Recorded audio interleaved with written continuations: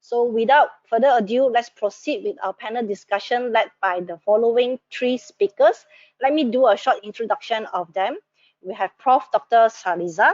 She is Associate Vice Chancellor from Research and Innovation, Institute of Research Management and Services from University Malaya. Prof. Muhammad Zuzaidi. He is a Pensyara University from Pusat Kajian Teknologi and Pengurusan Perisian Software from UKM. And last but not least, Prof. Dr. Wong. He is our Associate Professor from School of Computer Science in USM.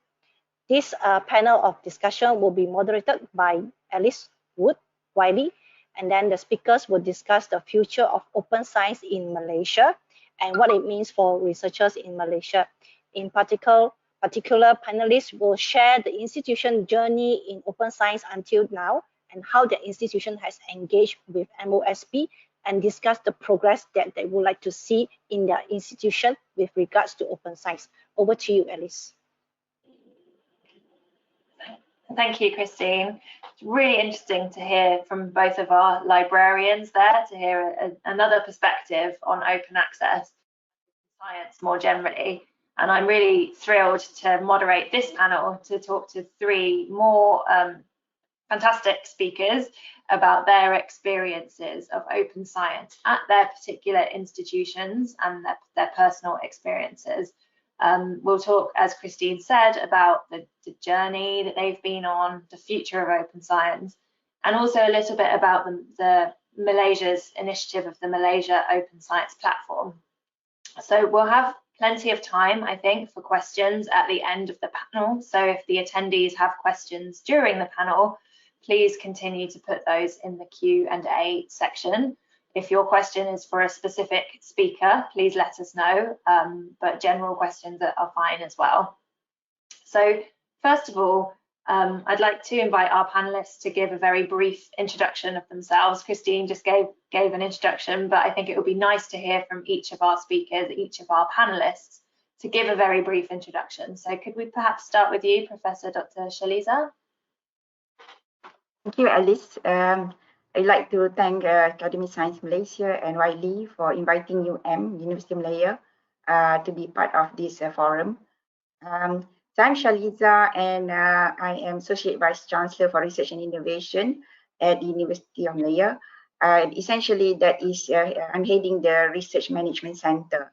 And I was involved in, well, I was project director for the Malaysia Research Management and Governance Project, which was in 2015. And that was when I was first introduced to open science, basically meaning research data sets, sharing of research data sets. Yeah. So now we are quite involved, both at MOSP as well as implementing the open science at the University of Malaya. Thank you. Thank you. Professor Dr. Juzaidin, would you like to go next? Thanks, Alice. My fellow panelists, ladies and gentlemen. Okay, thanks to Allah because we have gathered, we can gather today for this forum, even though virtually for this during our pandemic situation. Okay, my name is Muhammad Juzaidin. So I'm a former director for ICT of UKM. So for 5 years now, I'm back to faculty, and then my observation, what I'm going to share is actually my observation during my tenure as a director for ICT for 5 years. Okay, for this open science initiative. Thank you. Thank you. And finally, Professor Dr. Wong. Hi, Alice. Hi, guys. Hi, Prof. Shaliza and Prof. Zuzaidin and the fellows audience here. I'm Wong Lee Pei from School of Computer Sciences at University of Science Malaysia. By the way, can you guys hear me? Okay. So I'm a lecturer in School of Computer Sciences at University of Science Malaysia, and my involvement in open science is relatively new. Yeah, I consider myself very young in this particular area. I'm a member of an infrastructure working group of the Malaysia Open Science Initiative, MOSP, right? The platform, sorry. And yeah, that's all. Great, thank you. So we've talked a lot today. I've talked, and both of the librarians, Gabby and Mr. Akmal, have talked about the journey that many different people have been on in open access in the last 20 years until now. So I was hoping that, first of all, my first question is that you could talk about your institution's journey in open science until now. So perhaps this time we could start with Professor Dr. Juzaidin. Would you mind going first? Oh, that's great. Okay, thank you, Alice. Okay, UKM is committed to use technology in research, teaching and learning, and as well as consulting. And at the early stage, when UKM migrated to electronic business process, one of the systems that we have been developed, okay, is a repository that stores all UKM staff publications, and the system is called as ERAP. With the goal, okay, of to keep track of the departments and individual publication performance, okay, the system is owned by UKM Library.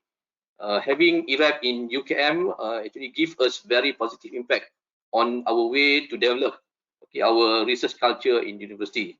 And of course, the function of ERAPs change over times, especially when the president of MIRA, just now Encik Akmal mentioned about MIRA, is a Malaysian Research Assessment, okay, audits. So ERAP's function becoming expanded when we have to enter more fields, okay, of publication that are required to specify the numbers of articles, types of articles published. ERAP is a system that evolving due to the fact that it has been developed in-house by our Center for ICT in UKM, and ERAP also is considered as one of our core system in UKM. So the upgrading and maintenance of hardware software licenses is included in the UKM annual budget, and there are also dedicated ICT officers that look after the applications, servers, and databases. By the way, ERAP does not store other research materials such as the data sets, and the system is intended for internal use only. And all academic staff, and in fact all the staff of UKM, are able to search and cite the publication, but they are not allowed to download the publications.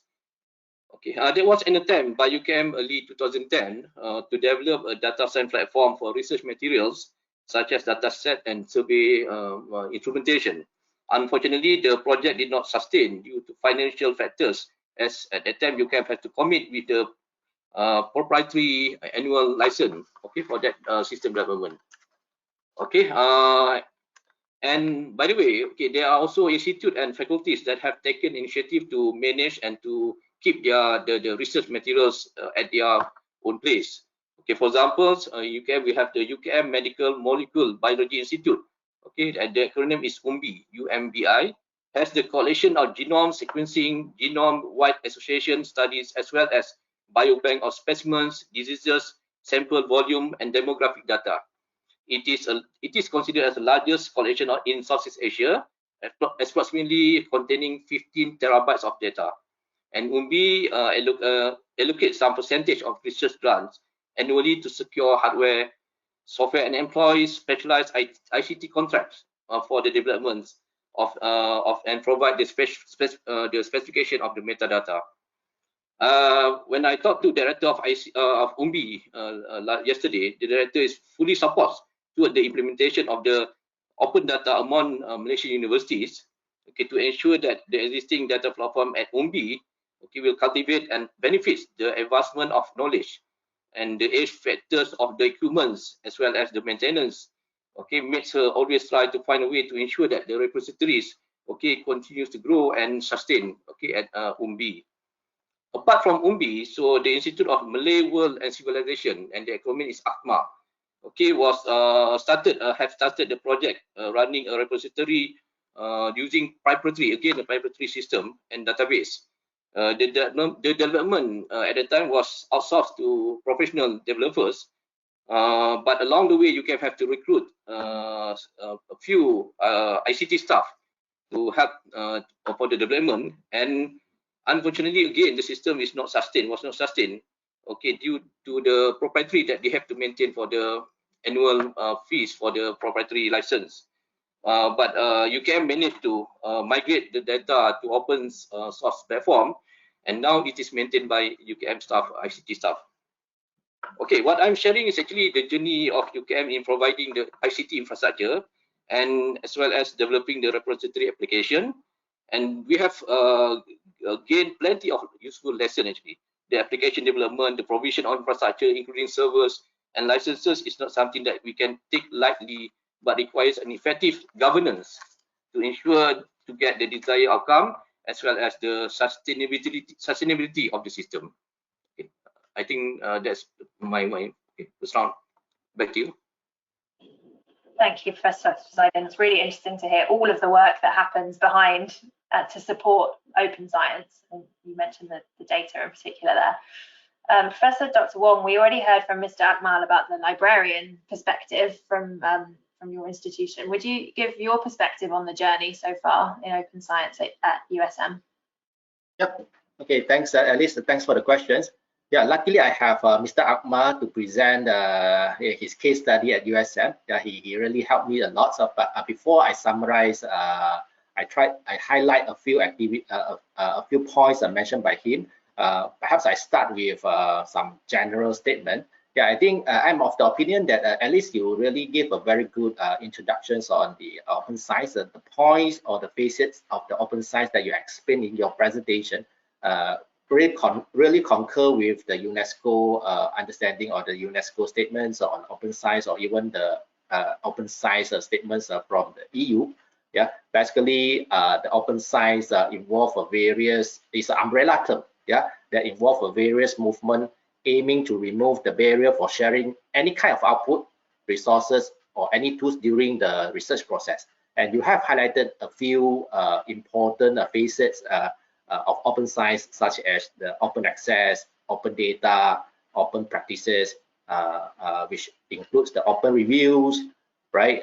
What else then? The open collaborations, the recognitions and rewards, yeah, and even the open educational resources is also part of the open science. Yeah, there are many other facets of open science.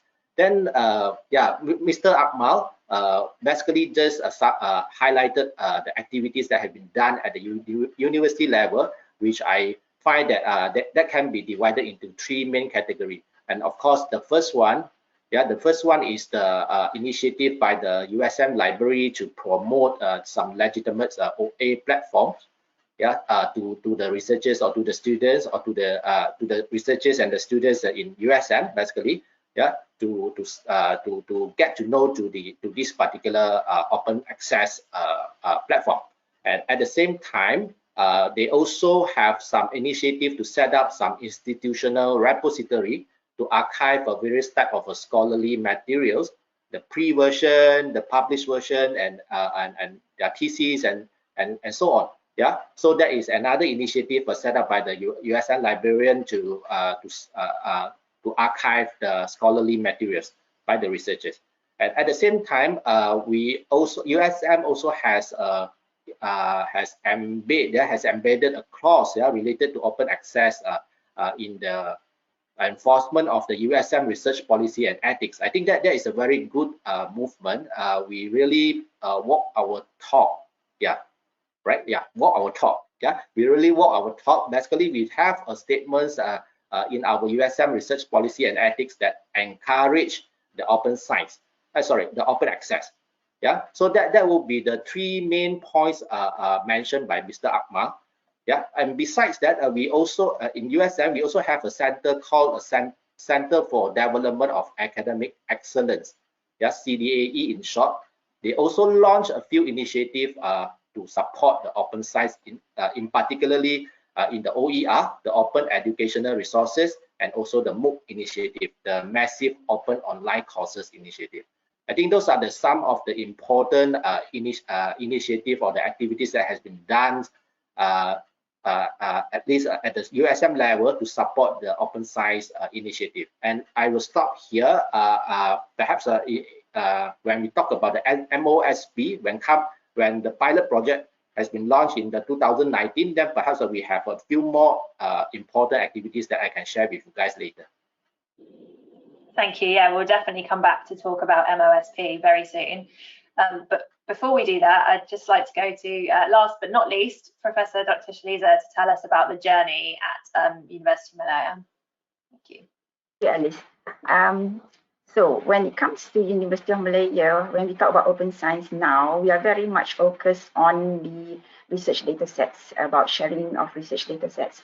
Of course, our library has for a long time had the institutional repository, which manages printed materials, UTCs, and publications from our researchers and so on. But in 2015, became the project implementer for the Malaysia Research Management and Governance Project, which was a project awarded to the Ministry of Higher Education, but was the implementer. And one of the focus areas for that project was actually on research data management. And over the 3 years of the project, from 2015 to 2018, we actually had a consultant from the Digital Curation Center based in Edinburgh, who actually assisted us in coming up with a concept as well as a practical implementation method for Malaysia. And we came out with a report on having a hub where we could start to share research data sets. This was talking about raw research data. And so that was an eye-opening experience for us about sharing of research data. Anyway, so as we were still, deliberating on this, 2019, 2018, 2019, the Academy of Sciences Malaysia wanted to launch the Open Science platform. So, of course, at that time, the Deputy Vice Chancellor, Prof. Musaadah, eventually became the chairman for Malaysian Open Science Platform, and so we got involved in that as well. So at the meantime, at we also developed the research data management policy, which recently got approved by the top management as well as the board. And we also so while we were doing the project, we wanted to gather people for the team. And we found out that our colleagues from medical faculty have for a long time been struggling to find how they could upload or deposit their data, because it was a requirement for them before they could publish to show that they have deposited their data in an open repository. So we discovered them, and then we worked together with them. And so we came up with a team and that could understand what this all meant. So that was an advantage for us. But of course, the project involved not only also other universities in Malaysia. And so we learned through that journey. And so now in we have a data intensive computing center, which originally started as a high performance computing unit. And so from there, we became a repository for those data that they were helping to compute. And also now it has pilot repositories, trying to assist researchers who are interested to deposit data. But eventually, we have also worked on doing a productive system, which we hope in the next month or so, we can actually have receive real data sets that we can put onto our systems. But of course, an important aspect also is the capacity building. And because of the MOSP, we have 15 of our members, mainly from the library, being trained as data stewards. And we are going to get organized to get them to do a data management plan and so on to actually practice on this, so that we'll be ready to implement the research data, the raw research data platform. Yeah. So pretty much, having a policy and doing the capacity building, and also infrastructure-wise, we have allocated space, although we haven't got much funding, but space, we have allocated space to actually start a system that can start taking real research data sets. Yeah. Great, thank you. It's really interesting to hear that you had the medical faculty that were already quite involved in data. I think at Wiley we've seen a similar situation where in certain subject areas, open access and open data have been more common to begin with, and then we see them broaden out to many more subject areas as time goes on. So a couple of you have mentioned the Malaysia Open Science Platform, so I think that's a good time to move on to the second point and talk about your institution's engagement with the Malaysia Open Science Platform. Professor Dr. Wong, did you want to go first? I know you mentioned you had more to say on this point. So. Okay. All right. Right. Good. Good. Yeah. Before I explain the initiative for this specific pilot project MOSP launch in 2019, perhaps I give some an overview on how on the MOSP structure, yeah, so that the fellow audience can follow the points mentioned by the three panelists in a more efficient manner. So basically, the MOSP was initiated by the Ministry of Science, Technology and Innovation, MOSTI in short, yeah, in November 7, 2019. Prof. Sariza, if the date is not correct, then perhaps you correct me, yeah. Okay, and yeah, so and it is managed by the Academy of Science Malaysia (ASM), yeah, through the Malaysia Open Science Alliance. So we have set up Malaysia Open Science Alliance led by Professor Dr. Nur Syahada Abdul Rahman from Okay, so that would be the alliance, yeah, and of course that the alliance, that group consists of a group of researchers around Malaysia, yeah, that help to move the MOSP, and it is a 2-year pilot project, yeah, starting from 2019, and by right it will be ended. It will end in 2021, which link all the 5 research university and also the research institute under the MOSTI, the MIMOS, and also MAMPU. And there are 3 main focus areas, as mentioned by Prof. Saliza just now. We have 3 working groups. The first working group is, of course, the landscape study and guideline for open science. That would be the working group policy and guideline, led by Professor Dr. Rohana Yusof. And we have the second working group of capacity building and awareness, led by Professor Dr. Abriza Abdullah. And of course, we have the third one, the working group of infrastructure, led by Dr. Liu Jisan, my boss, basically. So I work together with him, yeah, for this infrastructure working group. So we have these 3 working groups. Allow me to get one simple analogy to help you guys to understand or to comprehend the function of these 3. My boss, Dr. Liu, always mentioned that these 3 groups, the working group on the policy and guidelines, the capacity building and awareness, and also the infrastructure, must work together as a fixed gate spinner. Any of these working group is not working, then the whole MOSP won't go far. Okay, so that is the 3 focus area focused by the alliance, by the MOSP alliance at this moment. And USM basically has played a very active role in this MOSP. Yeah, in this we have an alliance member, Professor Dr. Rosni, and we have also a member, Dr. Nasuha, in the policy and guideline working group. We have, of course, Mr. Akmal is in the working group of the capacity building and awareness, and I myself is a member in the working group of infrastructure. So the structure of the MOSP is designed in such a way that all the key university has their representative to play the role, such that after 2 years we will be having a system, yeah, to catalog the so-called the content from each university, such that this catalog system will be made available to public. So that is the main aim. Yeah, that is the main aim. So in order to realize this particular aim, we in USM we really engage with 3 main entities, 3 main departments. Of course, the first one would be the USM Library. Then we have the Center of Knowledge and Communication and Technology, our IT department, and also our RMC, the Research, Creativity and Management Office, RCMO. These are the 3 main departments that will help the working groups, the 3 working groups, to move the MOSP initiative in USM. And let me tell you a bit on the progress on this aspect. Yeah. So far we already have 2 USM staff has been trained and as a certified data steward, yeah, under the program of a certified information management professional. And then also at the same time, we have around 20 staffs, yeah, librarian, research officers, and academic have attended the training of trainer organized by ASM, yeah, on the data stewardship for open science. there are two main courses that they have gone through: open science skills and also the data stewardship.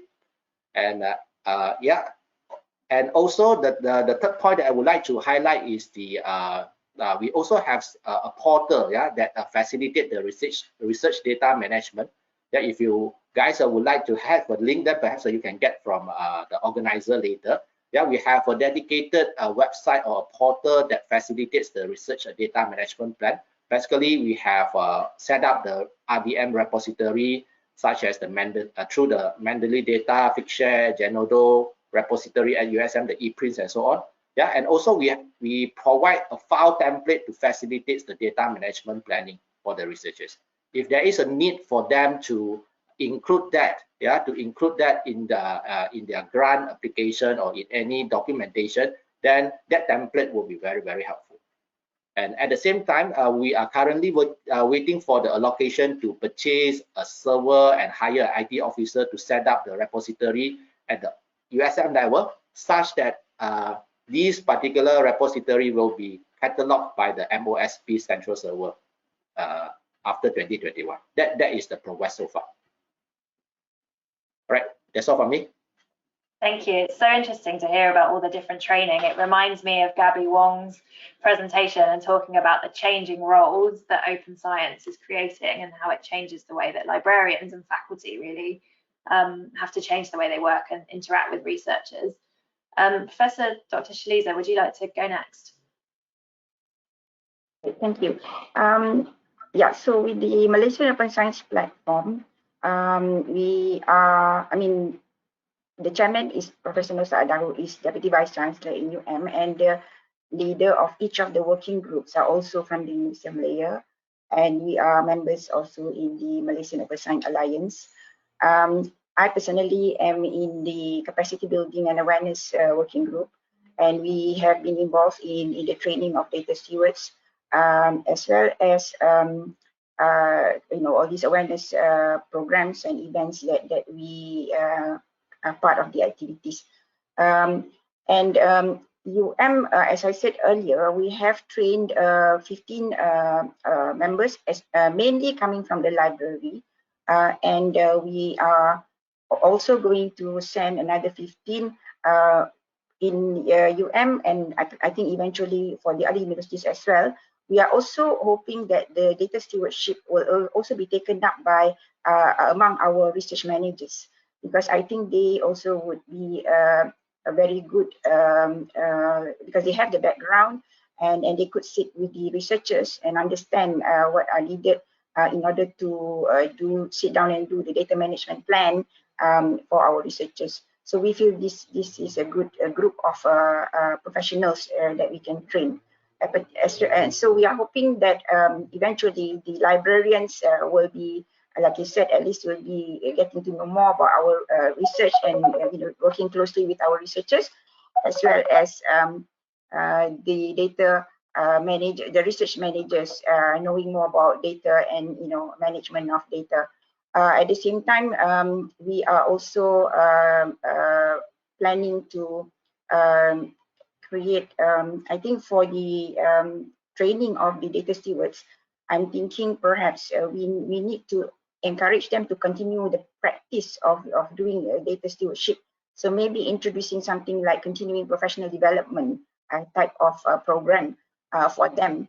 Because once we train them and they go back to their respective institution, I know how do they get to apply what they've learned. It depends on what is being implemented at their respective institutions. So I think something of that CPD would be useful, which I have proposed this idea to the chairman. Yeah. Great, thank you. And finally, can Professor Dr. Juzaidin, how is the UKM engagement with the MOSP so far? Okay, to be frank, I have not much information regarding MOSP. Anyway, as far as I'm concerned, our director for research management and instrumentation, acronym in UKM is CRIM, and for other universities, RMC. So he is a committee for Malaysian Science Platform. Okay, anyway, as the director for ICT, so I know that open data, open to public is very necessity in this digital age. So this is opportunity for the public for the transparency. For instance, for the state funds, for example, is a norm in this era, and they can allow community to innovate and be creative to create opportunity in very effective and development. Okay, and it's good for the economic development for the country. And for the past 5 years, UKM has been progressing towards the next generation ICT agenda, aspired to be an effective and efficient university with up-to-date technology. So this initiative, Open Data Initiative, started somewhere in 2016. So when we approached one of government agency in Malaysia that have already equipped with very good infrastructure for data science processing at the time for collaborations, but the approach was not go smooth. Because the infrastructure actually was outsourcing project, and all the expert and the knowledge was not transferred to the agency. So end up our collaborations. The provider came to us with a proposal to set up another platforms at our premise, and we have to bear the handsome cost for that setup. By the way, so our belief is not only about getting the infrastructure ready, but it's really important what is really important is to respond with the changing pressure resulting from the digitalization. So it is a reforms that requires a continuing process, and because of that, last year, so a plan was drafted for a transformation strategy that involved our screen just now, to initiate the agenda of uploading all the data sets and other research instruments beside the publication, due to the fact that all the materials belong to UKM. The draft is actually drafted for our CIO to persuade UKM management to include the agenda, so that UKM can put the agenda in the strategic plan to ensure everybody would not be left out for this initiative. And building an open data system requires many ICT factors, such as the infrastructure, data formats, licenses, as well as the technical expertise that necessary for the implementation. And maintaining the data center, for instance, it can be too big or too slow, that they really need to keep up the knowledge with the various technology solution nowadays. After all, the chosen technology need to be cost effective, efficient, and responsive. The reality now is actually our ICT architect are struggling to keep up, the pace with the accelerating business demands. For more storage, for more compute resources, and at the same time, actually they are trying to expose themselves with the new technologies in order to identify the optimal solutions to improve the ICT performance and skill at our university. So to me, we are fortunate that we have a representative in the MOSP committee. So his involvement in the MOSP will give us the latest development regarding the agreement decided among the universities, and this is to ensure that our progress will move accordingly to the standards that enable us to share the data among us in Malaysia, public universities and other universities. Thanks. Thank you. Yeah, I said before that there's a lot of infrastructure, but there's also a lot of resource and funding needed to support all of these open science initiatives, so we can see the benefits of open access and open science. But to make it happen is a challenge, and it's a challenge in Malaysia, as we're hearing about, but it's a challenge globally as well. So just to finish up, before we go to Q&A, I have one last question for each of you, which is more future looking. And I'd like to ask you where you would like to see progress next within open science at your institution. This time we'll go with Professor Dr. Schlieser first, please. Yes, we have, I think, a long way to go in terms of educating our both researchers as well as those who are going to manage this. And a lot of training to be done, and awareness and buy-in from our stakeholders. So I'm hoping that we will make a lot of progress on this. At the same time, being able to cater for those who are ready to upload, to deposit their data. So infrastructurally, as well as in terms of capacity building, awareness, and education. Because I think policy-wise, pretty much what we need is in place. Thank you. Dr. Juzaidin, did you want to go next? What would you like to see? Yes, I want to stress about the governance of the institution. So because building an open data system actually requires high commitment and with a clear understanding and direction from the decision makers. And it is very crucial actually.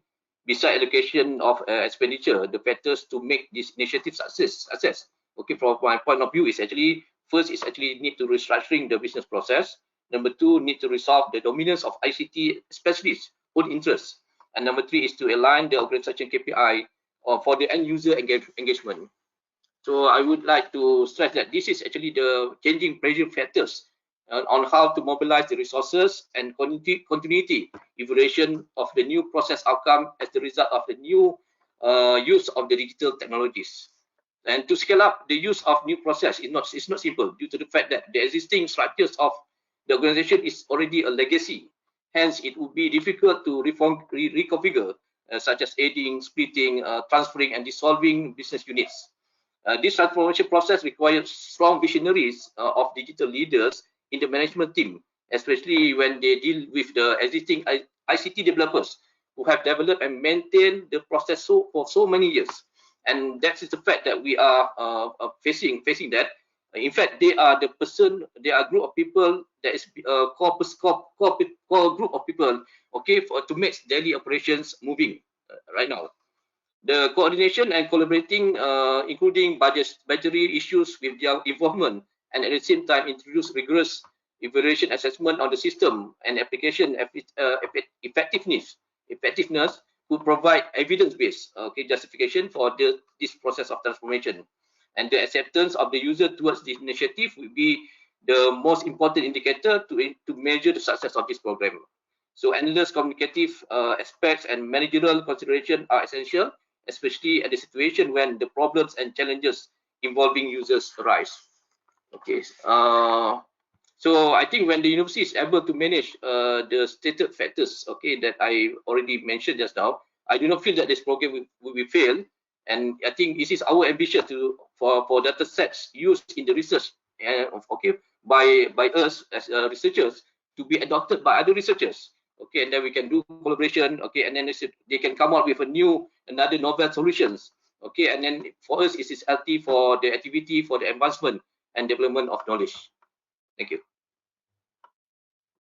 Thank you. And last but not least, Professor Dr. Wong, how about at USM? What would you like to see next?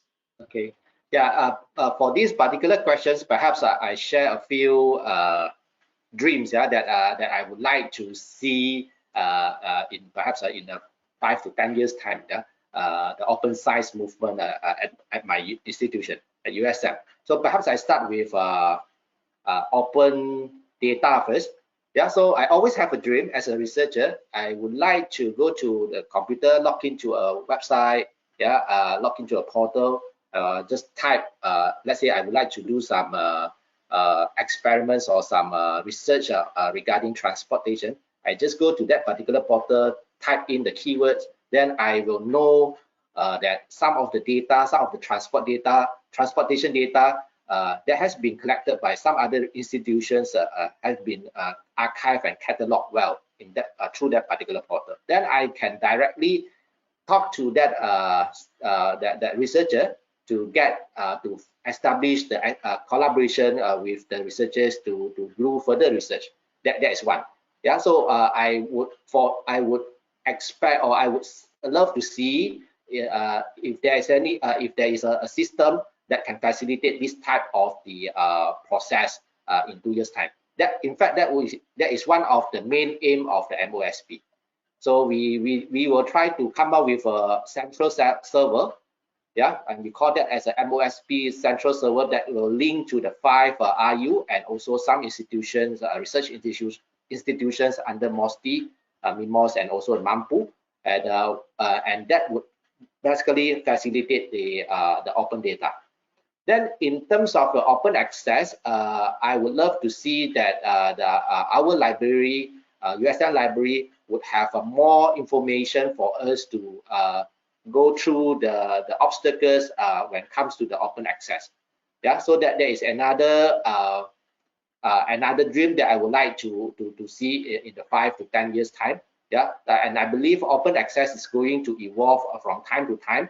Yeah, when we talk about open access 20 years back, or perhaps 5 years back, and it's not going to be the same as the open access that we are having now. So perhaps we need to have more discussion. We need to have more initiative. We need to have more activities to support or to make the open access move along the way.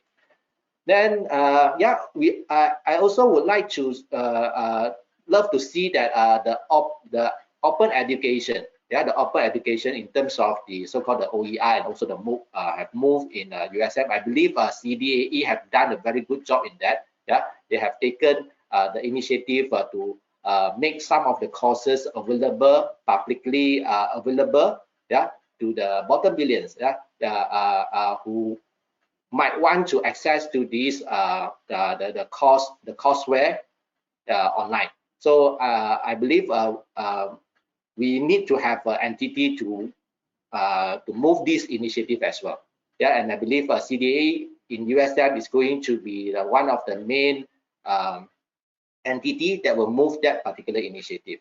So then in terms of the research data management and so on, and I believe it's going to be a trend in future. Whenever we want to have, we want to apply for a grant or we want to submit a grant application, there will be a section for us to fill out that we need to talk about the data management plan. So perhaps our RMC, the USM RMC, and the library can help us to get familiar to that particular environment, such that we do not need to go through a very difficult situation in order to fill out that section. So these are some of the so-called the things that I would like to see, in terms of open science at my university. Of course, that is my personal opinions. Thank you. That was really comprehensive. Interesting to hear the dreams in lots of different ways there. We've had a few questions in from attendees, so I'm going to start with some of those, and maybe if you can just put your hand up if you want to answer one, and otherwise I'll ask you individually. You just mentioned, Professor Dr. Wong, about librarians and the support and help that they could provide in research data management plans and also in open access and the obstacles. One of the questions that we've had is, what is your opinion on which department within the institution should play a key role in open science? So which department has the responsibility for playing a key role in open science? Was that question referring to myself? No, it's for anybody. I just thought you'd mentioned different departments, so I just mentioned your name. But if you'd like to answer, you can go first, or if anybody else. Maybe I can share about for UM. So we started, as I said, the library has always had repositories for the printed materials, and actually they work together with our IT center as well. But with regards to the research data sets, for us, it has started under our Research Management Center, essentially, which is the Institute of Research Management and Services in UM. The unit I mentioned earlier, which is the Data Intensive Computing Center, headed by Dr. Liu Chisan. And so we have started the pilot sort of repositories there.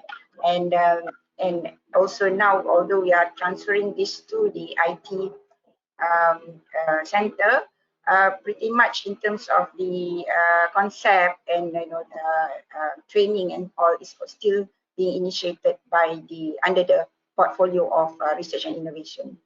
But because we have sent our librarians for the training and so on, eventually, perhaps in the next few years or so, we hope to see this being more at the central level of the university management.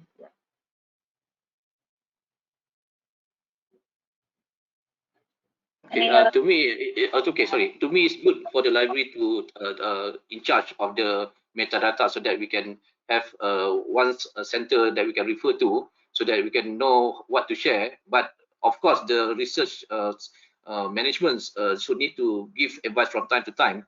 Okay, what's actually type of data sets, what type of instrumentation for survey that have been used, so that we can make it available for other members from other universities. So I think it's good move if the library takes the charge for this initiative.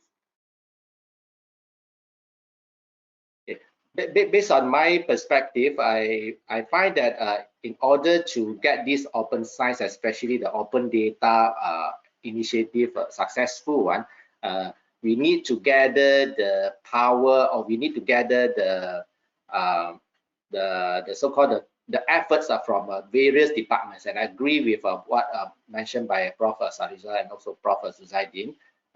Library is definitely one of the key players. Perhaps the IMC is another one. Yeah, the Research Management Center. They might need to do some policy. Yeah, they might need to prepare some guideline. Yeah, to make sure the researchers will comply with those guidelines and the policy.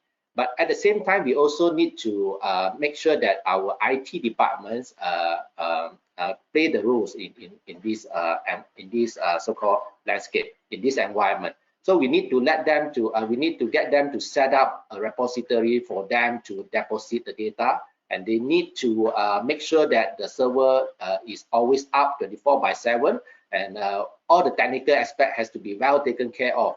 So these three entities might need to play a very important role in order to make the open data. I'm talking about open data. Yeah, open data initiative a successful one.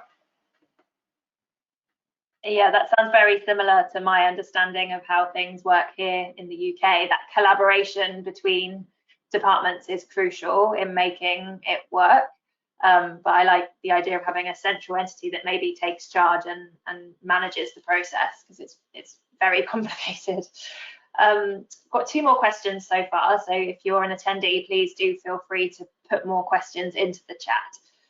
The next question is about the political situation in Malaysia. I understand you've just had a new Prime Minister, and the question is whether that will impact universities' approaches to open science. Does anybody want to tackle that one? I think indirectly, I don't think that's impact, but indirectly, of course, the budgets come to university will be very little budget. So, and therefore, that what I mentioned. So, two of our project in university, previous university, doesn't sustain due to the fact that we cannot maintain the proprietary system. And in fact, we have also tried to move to open system, but the open system as well need the maintenance for the hardware and the licenses as well. So that's why I think the impact will be on the budget that goes to universities, and of course the infrastructures will be not moving so far for our more acquisition of the hardware and software, and then to maintain the license based on number of users as well. Yeah, I think the main concern is regarding funding, because we have been actually waiting for that in order for us to have the hub that Dr. Prof. Wong was mentioning earlier, because the idea that we wanted to do for Malaysia was to have a central hub where we link to repositories at the respective universities, so that we won't have a national repository yet. So that at least can work for accessibility of data. But even that, we do not know what's going, how it, feasible that's going to be now. Although at the university level, at least we are doing whatever we can, even allocating space with the available, resources that we have for this purpose. So things are, we keep on moving, but perhaps maybe it could move faster if we could have the resources that we need. I totally agree with what mentioned by Prof. Sariza just now. In fact, the initiative has been approved by our cabinet. Yeah, I just take a cross from one of the slides that I have now. The cabinet has actually approved the MJM for Malaysia Open Science Platform, which was tabled by MOSTI on the 14th August 2020. I think that is a very strong statement. Yeah, so the initiative, the MOSP has been recognized. It's just that perhaps because of the change of the government and so on, we might get delayed. Yeah, as I mentioned earlier, this is a pilot project that might that take 2 years, starting from 2019 to 2021. Perhaps we can get some delay, but we are still moving. Yeah, but in terms of budgets and so on, yeah, we believe that there will be some hiccup. Yeah, so yeah, we are still moving. And we are actually planning for phase 2, MOSP 2.0 now. So that is what we are currently working for now. Great, thank you. We've got a couple more questions just coming in, so I'm just reading those. But the next question is about APC support. So we've had a few questions about that today to different speakers. But I wonder if any of the speakers here have any comments on or institutional initiatives that you're aware of at your institutions to address APCs for Asian researchers. Well, at we do subsidize, partially we pay a certain amount for page charges. So if they need more than that, then we allow them to use research grants. So we do provide some support, but there are criteria that they will have to meet, like a certain journals and impact factor and all those criteria that would have to meet in order to get the support, because the funding is very limited. We used to be more generous, but in the last few years we've had to limit it, and also it goes by first come first serve. If you finish the fund that year, that's it. UKM, more or less, we follow the same thing. Well, like what you apply at UM, we also actually more or less apply the same things. Okay, in our institution in UKM. Yeah.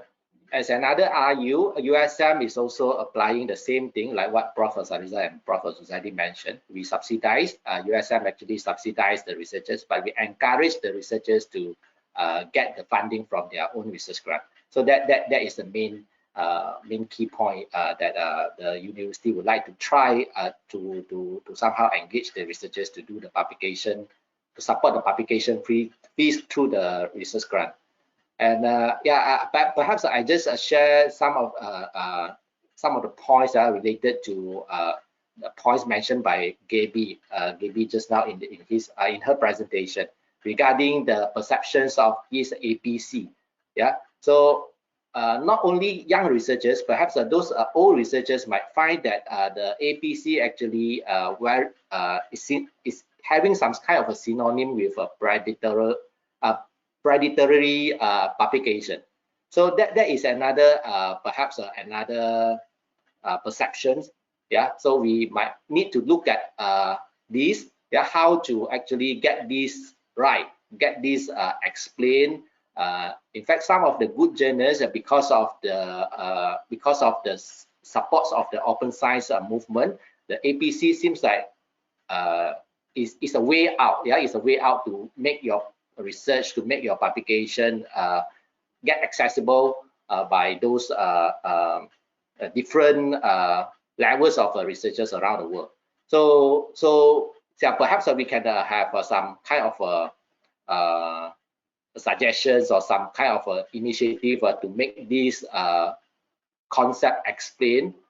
Yeah, not to say that we need to equate the predatory publication with APC, something like that.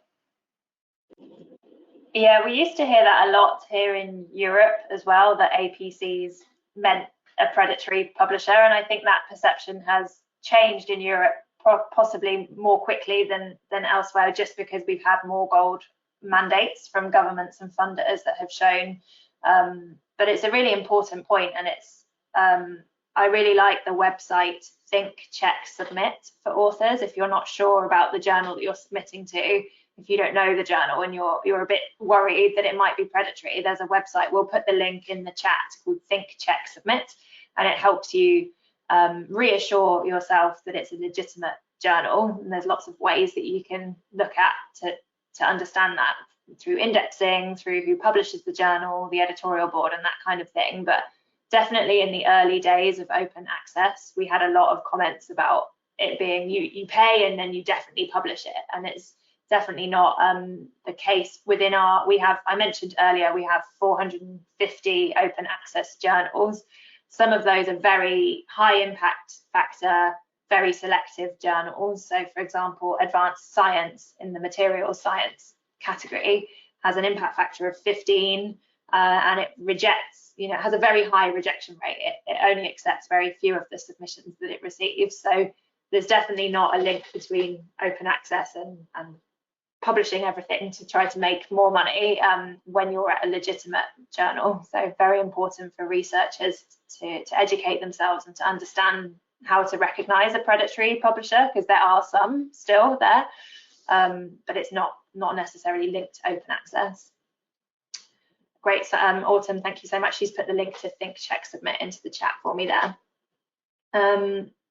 We've got an interesting question here about whether it would be beneficial for Malaysia to have a national or institutional level policies and mandates to start to drive the movement. So I mentioned before, in Europe, we have lots of funding mandates where you have to publish open access or you have to share your data.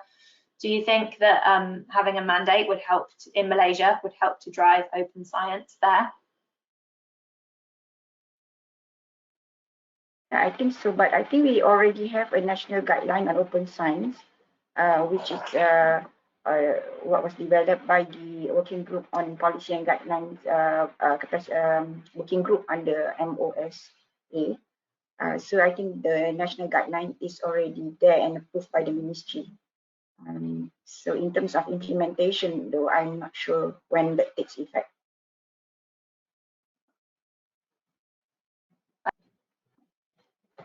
It's unmuted me, sorry. I'm struggling with the mute button. I wonder if when you're applying for grants in Malaysia, do you have to prove that your previous work has been published openly? That's a thing in the UK now with our new UK policy, which came out last week, that in the future you won't be able to get grants if you can't demonstrate that you've used open access in your previous one. So there's kind of consequences, I guess, to not being open. I think, yeah, if I may answer, I think at the moment there is no such requirements yet, but this is what we keep telling at at least when we talk to researchers and trying to convince the management. We say that eventually this is not going to be an option; it's going to be an obligation. So that's what we tell our researchers to be prepared for this. And in fact, because that project I was telling you about, the Malaysian Research Governance and Management, it was awarded to the Ministry of Higher Education. With them as well, we have explained the importance of this. And in because we also apply for international funds, so we learned through that that they do require, at least they make us do data management plan, and they make us show that. So it educated us on the need for this. So I think eventually and inevitably everybody would have to, to do it.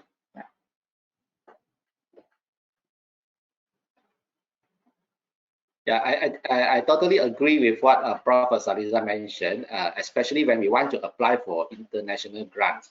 Yeah, especially those grants are from EU, from Europe. Yeah, so there will be a section in the form that we need to supply, or we need to come up with a data management plan. So this is somehow, yeah, I think that will be the future trend. Yeah, so slowly it will get to Malaysia, and even when we want to apply for some institutional grants or the national grants, we must make sure that that section has to be filled out with some information. So I think this is a high time, yeah, for us to really get familiar with this data management plan or DMP, yeah, so that we do not come to a situation that we do not know anything and we miss a lot of chance in getting the grant, especially the international grant.